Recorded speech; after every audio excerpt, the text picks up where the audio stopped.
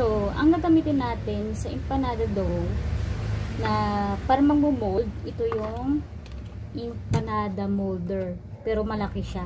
XL size ito. Ito talaga yung para sa empanada. Kaso malaki. So, pag malaki, sobrang malaki, syempre mahal din yung price. So, hindi ako gumagamit ito.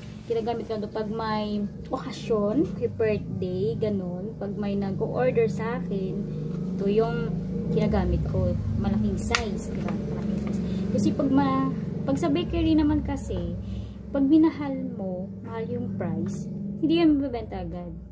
Lalo na yung target market mo ay maliit lamang. Tsaka yung kaya lang talaga ng bulsa nila. So, ito yung ginagamit ko. Ito yun sa, ano to, hindi to empanada molder. Ito ay isang sa dumpling molder. So, meron, pag bumili ka nito, may tatlong size nito. Small, medium, large. Ito yung ginagamit ko, yung large. Kasi, parang, itong katamtaman para sa 10 piso. Kasi pag 10 piso, mabilis mabenta. Ganun. Kasi buo siya, diba? Wala siyang, hindi 15, 12, gano'n. So, buong 10 piso. Ito kayo mabenta sa akin. So, guys, ito nga, pag magtanong ulit kayo, ito ay isang dumpling molder. Ito yung pinaka-large ata ng dumpling molder. Tatlo. May small, medium, large. Pag bumili kayo isang set to eh. Ito yung pinaka-malaki. Tapos, ito yung ginagamit ko. Mas ano talaga siya guys, mas mabilis talagang gumawa pag gumagamit ka ng, ito ay isang tortilla, ano nga to? Tortilla press maker machine, gano'n. Oo, ganito yun. So, ipipress mo lang siya, sumasircle na siya, hindi mo na kailangan talaga i-flatten.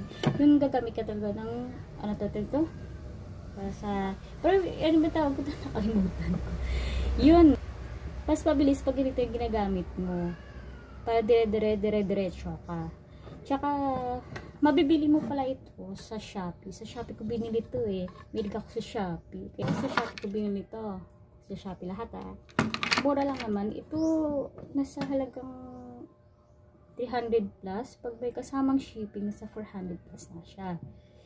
So guys, wala tayo ngayon. Yun ha, baka magtanong pa ulit kung anong ginagamit at anong pwedeng gamitin na mga tools. Ito yun sa para sa malaki empanada maker or empanada molder lang pala. Tsaka ito dumpling molder. Ito ay ng tortilla press machine maker. Yun. Sige guys.